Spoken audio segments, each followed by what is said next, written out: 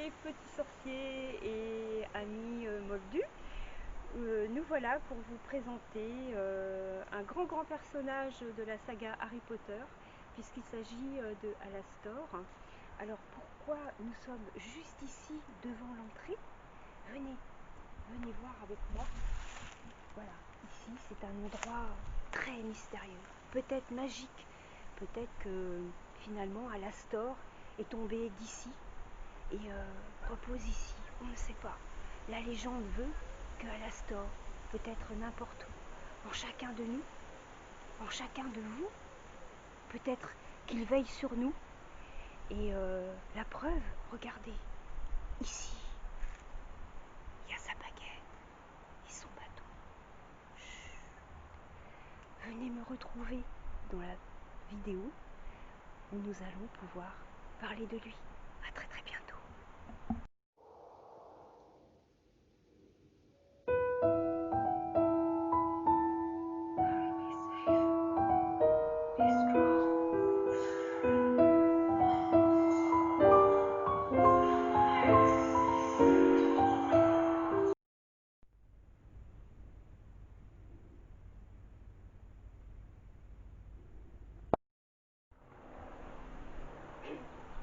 Bonjour amis sorciers et moldus et autres.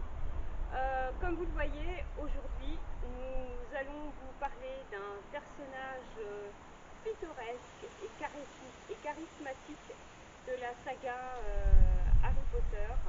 Donc je vous présente déjà sa baguette et son bâton.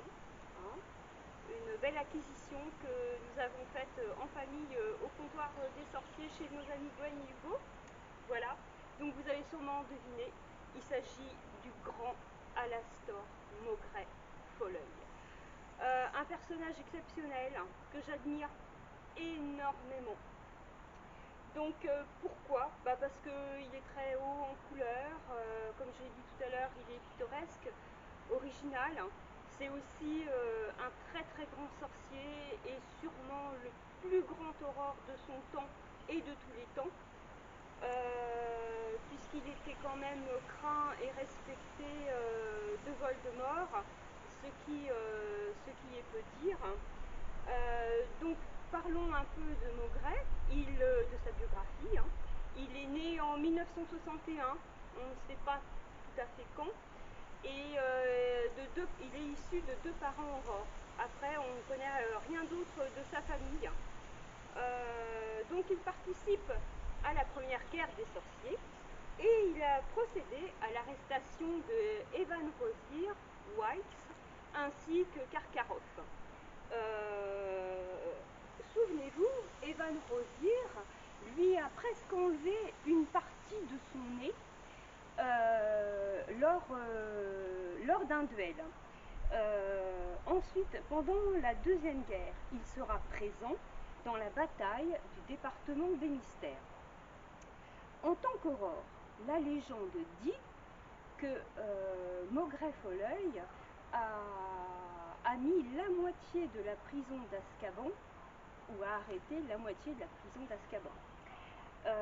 Il a mené de nombreux combats et il possède d'excellentes aptitudes au combat et c'est un excellent stratège. Ça fait de lui un valeureux combattant. Quand il combat ses ennemis, il le fait avec une très grande fierté et puis aussi une certaine assurance. D'ailleurs, avant de prendre sa retraite, il entraînera Tonks, Nymphadora Tonks, pour lui succéder. Alors, malheureusement, il aura une très triste fin, notre Alastor.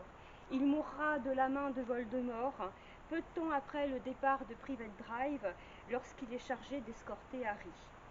Son corps ne sera pas retrouvé, et c'est Harry qui retrouvera son œil au ministère de la Magie dans le bureau d'ombrage. Il le reprendra et l'enterrera pour lui rendre une dernière fois un hommage. Sa mort affectera beaucoup les membres de l'ordre du Phénix dont il faisait partie et dont il était un membre très important.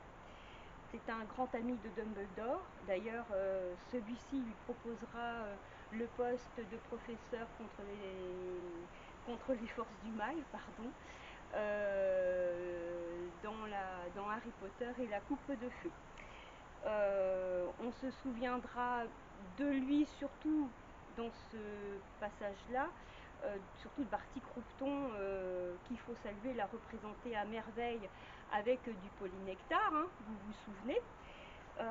Physiquement, il est aussi très particulier, il a un physique atypique, Alastor. Comment dire, son corps et son visage sont couverts de cicatrices. Rappelons-nous son œil magique qui voit à travers les différents matériaux. Il est l'un des seuls à pouvoir voir à travers la cape d'invisibilité. Il a aussi une jambe de bois. Sa jambe de bois qui est dotée d'un pied pourvu d'une griffe. Ça c'est son physique, hein. J'ai oublié aussi de préciser que son œil lui permet de voir derrière lui. C'est très très important, hein, dans les livres, hein. Donc, que peut-on dire d'autre? Que ces nombreuses années passées à combattre les mages noirs ont laissé chez lui des traces physiques et psychiques très nombreuses et très importantes, hein. On le voit dans toute la saga, très inquiet, très paranoïaque. Il se prépare à manger lui-même, il ne boit que dans ce qu'il s'est préparé également. C'est aussi un être bougon, mais avec aussi une certaine forme d'humour, de l'humour noir. Mais il aimait aussi beaucoup Harry et il avait une très très grande sensibilité. Donc, parlons aussi de son personnage et de l'interprétation brillante que Brendan Gleeson a faite. Brendan Gleeson, un très très grand acteur irlandais, qui est né à Dublin le 29 mars 1955. Hein. On le voit dans d'autres films, hein, très célèbres, Gangs of New York, Braveheart, Troy, La légende de Beowulf. Il a reçu beaucoup de distinctions, hein, tout au long de sa carrière. Il a été nominé plusieurs fois au Golden Globe. Avant d'être acteur, c'est là aussi le côté singulier aussi de l'acteur, hein, qui va bien avec le personnage finalement, hein, puisque il a été prof d'anglais et de gaélique. Il joue du fiddle, hein. Le fiddle, c'est un violon traditionnel irlandais. Et il est passionné de mythologie celtique irlandaise. Donc, par rapport à ce que je tiens dans les mains, son bâton lui servait à quoi? Il lui servait pas de canne, hein, pour s'appuyer dessus, hein, c'était pas que pour faire joli. Son bâton lui servait aussi pour jeter des sorts. Souvenez-vous du sort qu'il a jeté au 12 Square Grimmauld, avec le sort contre Rogue, hein. C'est lui qui l'avait laissé. Même après sa mort, le sort continue d'être présent, puisqu'on voit dans le tome 7 que même après sa mort, quand Ron, Hermione et Harry vont se réfugier au 12 Square Grimmauld, le sort est toujours présent. Voilà. Donc, il se sert de son bâton pour jeter des sorts. Il se sert aussi de sa baguette. Il en a plusieurs des baguettes, hein. Il en a une en argent qu'il a utilisée et cassée pour réparer sa prothèse. Et puis il a en outre celle-ci, hein. Celle-ci c'est la principale. Donc je vais m'approcher afin que vous puissiez mieux la voir. Voilà, hein. Alors elle est assez massive, hein. Le format est assez massif, surtout la poignée que vous voyez ici. Mais ceci a une signification particulière. Elle possède, vous voyez ici, là, juste ici, une petite cavité naturelle qui rappelle l'orbite vide de Maugret, pardon, hein. Et elle n'est pas si grande que ça parce qu'elle mesure 38 cm et demi. Vous verrez dans d'autres vidéos que je vous présenterai de d'autres personnages qu'il y en a des bien plus grandes, des baguettes, hein, voilà. Alors, pourquoi cet endroit aujourd'hui que nous avons filmé, hein, cet endroit se trouve à Saint-Malo, où nous habitons, et dans un parc. où il y a un château, et nous avons choisi cet endroit puisque la demeure que vous voyez ici prête un peu au climat qui aurait été, je pense, qui aurait beaucoup plu à l'Astor, hein, ce côté un peu sombre, hein, puisque c'est une demeure qui est abandonnée, qui est en totale dégradation. Mais bah voilà, avec le lierre, les plantes qui grimpent partout, les volets cassés, les fenêtres, j'ai trouvé que l'ambiance se prêtait beaucoup au côté fantasque, au côté un peu sombre de ce personnage, ce très très grand personnage d'Alastor Maugret Folleuil.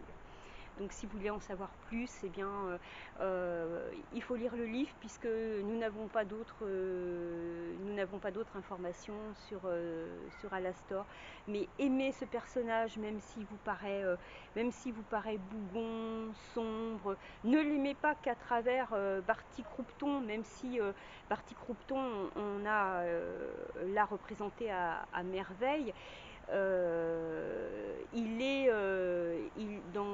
Il apparaît dans d'autres moments de la saga où c'est véritablement le vrai Maugret qui est là. Même si on sait peu de choses sur lui, c'est quand même un personnage très attachant. Moi, je défends sa cause parce que quand il est mort, j'ai trouvé sa mort vraiment très sordide. Et puis je trouve que c'est quand même quelqu'un de très attachant. Et puis il faut quand même être respectueux de l'image qu'il a et du rôle qu'il a joué. C'était, comme je l'ai dit tout à l'heure, hein, c'est quand même un aurore très très réputé, un très grand sorcier. Je redis encore une autre fois, il était très craint de Voldemort. D'ailleurs, après Dumbledore, la personne que Voldemort craignait le plus, c'était Alastor. Donc c'est d'ailleurs bien pour ça qu'il l'a éliminé au plus vite, parce qu'il en avait vraiment très peur. Voilà, donc je vous présente son bâton, qui est une acquisition que nous avons faite. Hein, voilà, c'est un objet très rare. Il est également très lourd, très massif. Hein, mais ben voilà, on s'est fait plaisir, on se l'est offert en famille, hein, parce que bon, ça coûte quand même une petite somme. Mais voilà, c'est une pièce de collection pour Potterhead. Donc bah, je suis contente de vous le faire partager parce que c'est pas une pièce qui est très très connue. Voilà, donc j'étais très heureuse de partager ce moment-là avec vous. À bientôt peut-être pour d'autres vidéos sur d'autres personnages de la saga. À bientôt, au revoir.